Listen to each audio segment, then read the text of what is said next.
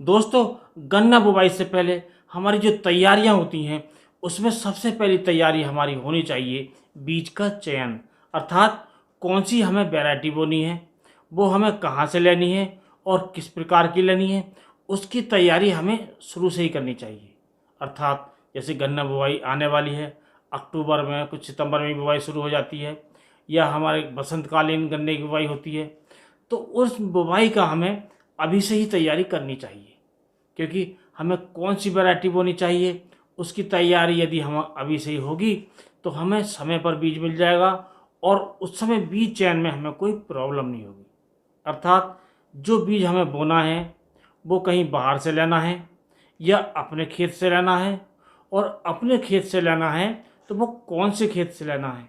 और हमें इस बात का भी ध्यान रखना चाहिए कि जिस खेत से हमें बीज लेना है उसमें किसी प्रकार की जो फफूंदी जनित बीमारियां होती हैं, जो फंगस की बीमारियां होती हैं, वो इस समय नहीं आई हों। क्योंकि दोस्तों, यदि हमारे गन्ने में या हम जहाँ से बीज खरीदेंगे उस गन्ने में रेड रोट आया हो या पोका बोइंग आया हो या ऐसी कोई भी वैरायटी रोग की आई हो, तो हम उसे अपने खेत में बोएंगे तो उसकी जो संभावना रहती है वो हमारे खेत में, हमारी फसल में आने की पूरी संभावना रहती है।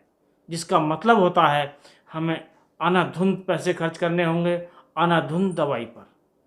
क्योंकि तरह तरह की जब बीमारियाँ आती हैं तो हमें तरह तरह की दवाएं लगानी होती हैं, और ये दवाएं काफ़ी महंगी होती हैं, जिससे हमारा बजट बढ़ जाता है लागत का, और कुल मिलाकर जो हमारा शुद्ध मुनाफा है वो कम हो जाता है। तो बीज चयन की जो प्रक्रिया है हमें आज से ही, अभी से ही शुरू कर देनी चाहिए। और ये जो प्रक्रिया है शुरू करने के लिए, इसके लिए हमें जानकारी होनी चाहिए कि हमें कौन सी वैरायटी बोनी है। तो दोस्तों, आज के वीडियो में हम आपको टॉप 5 वैरायटी बताएंगे, 5 प्रजातियां बताएंगे, और ये वैरायटियां जो बताएंगे हम अर्ली प्रजातियां बनाएंगे कि हम इन्हें कौन सी बोएं। तो हम आपको इन प्रजातियों के बारे में बताएंगे, इसमें कौन कौन से गुण हैं, क्या क्या खासियत हैं, ये किस प्रकार से हम पहचान कर इनको खरीद सकते हैं, और इनमें क्या क्या कमियां हैं, इसमें कमियां ही बताएंगे ताकि हमें वैरायटी के चयन करने में कोई प्रॉब्लम ना हो। तो आज का वीडियो काफ़ी लाभकारी होने वाला है। इस वीडियो को पूरा देखिएगा और शुरू से आखिर तक देखिएगा। और दोस्तों, गन्ने से संबंधित और वीडियो समय समय पर आते रहेंगे। आपको गन्ने से संबंधित बुवाई से पहले और बुवाई के समय और बुवाई के बाद और कटाई तक की आपको पूरी जानकारी मिलती रहेगी। तो इस जानकारी को प्राप्त करने के लिए और प्राप्त करते रहने के लिए चैनल को अभी सब्सक्राइब कर लें। और दोस्तों, यदि आपने वीडियो सब्सक्राइब कर लिया है तो आप वीडियो को लाइक कर दोस्तों में शेयर कीजिए। तो दोस्तों, सबसे पहले हम बात करते हैं जो हमारी नंबर 1 पर जो प्रजाति है वो है CO0238। ये जो वैरायटी है इसकी आपको हम खासियत बताते हैं। इसकी जो वैरायटी हमारे गन्ने की है, ये जो वैरायटी ऐसी है कि इस वैरायटी ने हमारे किसान की दिशा और दशा दोनों बदल दी हैं। अर्थात इसने सबसे ज़्यादा उत्पादन दिया है, सबसे ज़्यादा किसान को इसने पैसा दिया है। क्योंकि दोस्तों, ये जो वैरायटी है ये सबसे जल्दी तैयार होती है, कम लागत में तैयार हो जाती है, और ज़मीन हमारी अगर कम उपजाऊ है तब भी तैयार हो जाती है, और इसमें खाद की मात्रा कम लगानी पड़ती है। और वैरायटी से अगर तुलना की जाए तो ये जो वैरायटी कम लागत में तैयार होकर ज़्यादा उत्पादन देती है, और जो पहले जो प्रजातियाँ होती थीं वो कम लागत लगाने के बाद कम पैदावार देती थी। लेकिन ये प्रजाति है कम लगाने के बाद भी ज़्यादा उत्पादन देती है। इसकी पत्तियाँ चौड़ी होती हैं, गन्ने की लंबाई ज़्यादा होती है, गन्ने की मोटाई ज़्यादा होती है, और कुल मिलाकर ये ज़्यादा उत्पादन देती है। और इसकी पत्तियाँ चौड़ी और हरी होने के कारण इसमें फोटोसिंथेसिस की क्रिया तेज होती है, जिसके कारण भोजन बनाने की जो प्रक्रिया है तेज होती है, जिसका कुल मिलाकर जो रिजल्ट आता है वो होता है ज़्यादा उत्पादन। अब दोस्तों, इस वैरायटी की हम कमियां बताएंगे, क्योंकि दोस्तों ये जो वैरायटी है, इस वैरायटी को हर किसान जानता है। कोई किसान, मेरी राय में तो ऐसा नहीं हो सकता कि ये हमारे किसी किसान भाई ने नहीं लगाई हो या इस वैरायटी के बारे में नहीं जानता हो। तो इसकी कमियां बताते हैं। इसमें जो कमियां अब आनी शुरू हो गई हैं वो आती हैं फफूंदी जनित रोग, जैसे रेड रोट है, पोका बोइंग है, और इससे मिलते जुलते रोग इसमें ज़्यादा आने लगे हैं। लेकिन दोस्तों, उसमें भी जो कारण हैं वो हम किसानों द्वारा ही इसमें बनाए गए हैं। क्योंकि दोस्तों, जो गन्ने की जो प्रजातियां हैं इसमें 50% से ज़्यादा कोई एक प्रजाति नहीं होनी चाहिए क्षेत्रफल में, और इसने 90 से 95% तक रकबे पर कब्जा कर लिया है, अर्थात ज़्यादा बड़े भूभाग पर इसकी जो पैदावार होने लगी है। अब इसमें विभिन्न तरह के रोग आने लगे हैं। फफूंदी जनित रोगों के साथ साथ जो टॉप बोरर जैसे जो कीड़े हैं वो भी इस वैरायटी में आने लगे हैं। अब दोस्तों, बात करते हैं दूसरी वैरायटी की, और ये जो वैरायटी है ये है कोलक 1401। ये वैरायटी ऐसी है जो ज़्यादा उत्पादन दे सकती है और इसकी रिकवरी भी बहुत अच्छी है। गन्ना सीधा खड़ा जाता है, गिरता नहीं है, और इंटरनोड अर्थात जो पोरी की जो लंबाई है वो कम होती है, जिसके कारण गन्ना टाइट होता है, और टाइट होने के कारण ये गन्ना गिरता नहीं है। और जो दूसरे जो जानवर हैं, जैसे जंगली जानवर होते हैं, गीदड़ आदि, वो इस गन्ने को कम खाते हैं, और इसमें रोग प्रतिरोधक क्षमता है वो ज़्यादा है, अर्थात इसमें रेड रट, पोका बोइंग जैसी जो बीमारियां हैं वो नहीं आती हैं या फिर बहुत कम आती हैं। और इसकी जो खासियत है दोस्तों, इसका जो गुण होता है वो सुनहरे कलर का तैयार होता है, जिसके कारण हम इससे ज़्यादा उत्पादन के साथ साथ हम जो गुड़ बनाते हैं वो हमारा ज़्यादा रेट में बिकता है, और कुल मिलाकर हमें ज़्यादा लाभ मिलता है। और ज़्यादा रिकवरी होने के कारण जो हमारी शुगर मिलें हैं वो इसे अच्छा खरीदती हैं और अच्छा खरीदना पसंद करती हैं। अब दोस्तों, अब इसकी बात करते हैं जो इसमें खामियां हैं, जो कमियां हैं। इसमें सबसे बड़ी जो कमी है वो होती है इसके पत्तियों पर रोएं अर्थात कांटे होते हैं, और कांटे होने के कारण जो सबसे बड़ा जो नुकसान होता है, जो हमारे गन्ना छीलने वाले हैं वो इसको पसंद नहीं करते, अर्थात गन्ना छीलते समय थोड़ी परेशानी होती है, और इसको छीलने में परेशानी होने के कारण हमारे मजदूर ज़्यादा लगते हैं। क्योंकि दोस्तों, हम आप सभी जानते हैं कि गन्ने का अधिकतर जो छिलाई होती है वो अगोले यानी कि पत्तियों के ऊपर ही होती है। वो गन्ना छोड़ जाते हैं सिर में और अगोले ले जाते हैं। जब कांटे होते हैं तो इनसे बचते हैं, तो इस कारण इसमें ये थोड़ी परेशानी है। लेकिन बहुत से हमारे किसान भाई इस कमी में भी एक नया रास्ता तलाश लेते हैं, क्योंकि दोस्तों इस पर कांटे होने के कारण, रोएं होने का कारण जो जंगली जानवर होते हैं जैसे नीलगाय होती हैं वो इसे कम खाती हैं, अर्थात इन जानवरों से जो नुकसान होता है वो कम होता है। तो आप इस वैरायटी को भी लगा सकते हैं।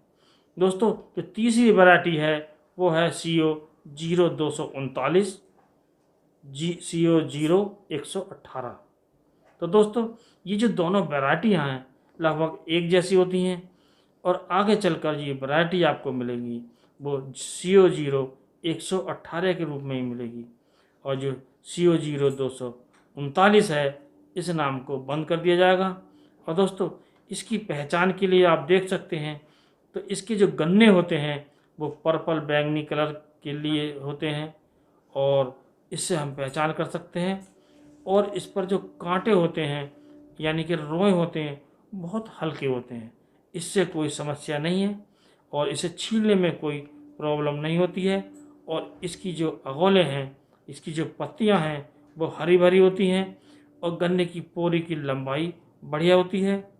और दोस्तों, अगर बात की जाए कि इसकी खामियां और कमियों की, तो इसमें कोई ख़ास कमी या खामियां नहीं है। और दोस्तों, अब बात करते हैं हम चौथी वैरायटी की, अर्थात CO13235। ये जो गन्ना होता है ये सीधा खड़ा रहता है, पीला हरा सफ़ेद लिए ठोस गन्ना होता है। अगर हम इसे काट कर देखें तो ये अंदर से बिल्कुल ठोस होता है, और जो इसकी बट्स होती हैं अर्थात जो आँखें होती हैं वो कछुए के आकार की सुडौल होती हैं, जिससे ये बाहर बीज ले जाने में, आवागमन में टूटती नहीं है, खराब नहीं होती हैं, जिसके कारण जो जमाव होता है दोस्तों ये बहुत बढ़िया होता है। और पत्तियां इसकी चौड़ी होती हैं और हल्का पीलापन लिए कांटे या रोए नहीं होते हैं। इसकी जो पत्तियों पर किसी भी प्रकार के कांटे नहीं होते हैं, इसलिए इसे गन्ना काटने वाले, छीलने वाले जो श्रमिक हैं इसे काफ़ी पसंद करते हैं, और ये हमारे खाली अगोले पर ही इसकी छिलाई हो सकती है। और दोस्तों इसमें विभिन्न प्रकार की जो बीमारियां होती हैं वो नहीं आती हैं या कम आती हैं, जैसे पोका बोइंग है, रॉड रॉट है या टॉप बोरर है, ये इनके लिए प्रतिरोधी है। और दोस्तों ये जो वैरायटी है इतनी खास वैरायटी है, इतनी अच्छी वैरायटी है कि ये 0238 की जगह ले सकती है, क्योंकि दोस्तों इस समय 0238 में रेड रॉट, पोका बोइंग जैसी जो बीमारियां हैं बहुत आने लगी हैं, तो आप उसकी जगह इसको बो सकते हैं। इसकी बुवाई करके आप लाभ कमा सकते हैं। अब बात करते हैं इसमें क्या क्या कमियां हैं, क्या क्या खामियां हैं। तो दोस्तों इसका गन्ना मुलायम होता है, बंधाई ठीक करनी होती है। यदि बंधाई में कमी रह जाए तो इसके गिरने की थोड़ी संभावना होती है। अब बात करते हैं 5वीं वैरायटी की, यह CO 15027। दोस्तों इसका गन्ना एकदम ठोस और मोटाई लिए होता है, अर्थात ये सबसे मोटा गन्ना कह सकते हैं। इसकी मोटाई बहुत अच्छी होती है। और दोस्तों अगर बात करें तो ये जिगजैग के रूप में होता है। जिगजैग से मतलब जहाँ ये नोड होती है, जहाँ जो आँख होती है, ये एक पोरी ये इधर जाएगी और एक पोरी दूसरी जो पोरी होगी वो इधर जाएगी, अर्थात ये गन्ना थोड़ा टेढ़ा मेढ़ा होता है। और इसकी जो उपज क्षमता है ये काफ़ी अधिक है, और इससे आप ज़्यादा उत्पादन ले सकते हैं। तो दोस्तों आप इस प्रकार सभी प्रजातियों का चयन करके, अर्थात मेरा कहने का मतलब ये है, जैसे 0238 में विभिन्न प्रकार की बीमारियां आने लगी हैं, पोका बोइंग बहुत आने लगा है, रेड रॉट आने लगा है, कहीं कहीं तो रेड रॉट से खेत के खेत हमारे ख़राब होने लगे हैं, तो हम इन सभी वैरायटियों में से कोई वैरायटी बो सकते हैं। ये हम सारी वैरायटी बोकर अपने खेत में देखकर, अर्थात थोड़ी थोड़ी वैरायटी हम सभी बोएं, और इनमें से देखकर कि हमारे खेत में, हमारी मिट्टी में, हमारे एरिया में कौन सी वैरायटी ज़्यादा अच्छी होगी और कौन सी वैरायटी ज़्यादा उत्पादन देगी, और कौन सी में वैरायटी में जो बीमारियां हैं वो नहीं आएंगी। और उसे देखकर, परख कर, अच्छी प्रकार जांच पड़ताल करके आप अपने गन्ने की जो वैरायटी हैं, जो मेन वैरायटी उभर कर आएगी, उसे बढ़ा सकते हैं। अर्थात इस बार आप थोड़ी एरिया में कर सकते हैं, अगली बार ज़्यादा एरिया में कर सकते हैं। और आप अपने साथ साथ जो आपके आसपास के जो किसान हैं उन्हें भी आप बीज उपलब्ध करा सकते हैं, क्योंकि दोस्तों जो हमारे किसान भाई हैं आसपास के, जब आपके खेत में देखेंगे कि आपने एक अच्छी वैरायटी का चयन किया है, आपके खेत में अच्छी हो रही है, तो आपका बीज भी अच्छे रेट पर बिक सकता है, जिसको कारण आपको अतिरिक्त लाभ मिल सकता है, क्योंकि जो शुगर मिल में आपको रेट मिलेगा उससे ज़्यादा बीज में रेट मिल सकता है। तो हम किसान भाइयों से ये अनुरोध करेंगे कि आप गन्ने की खेती के साथ साथ बीज पर भी इसको ध्यान दें, और थोड़े एरिया में बीज बढ़ाकर नए नए बीज प्रयोग करके कोई अच्छी वैरायटी का चयन करें, उसमें अपने साथ साथ अपने एरिया के किसानों का भी भला करें। तो दोस्तों आज की वीडियो में बस इतना ही। अगले वीडियो में नया टॉपिक लेकर फिर मिलेंगे, तब तक के लिए नमस्कार।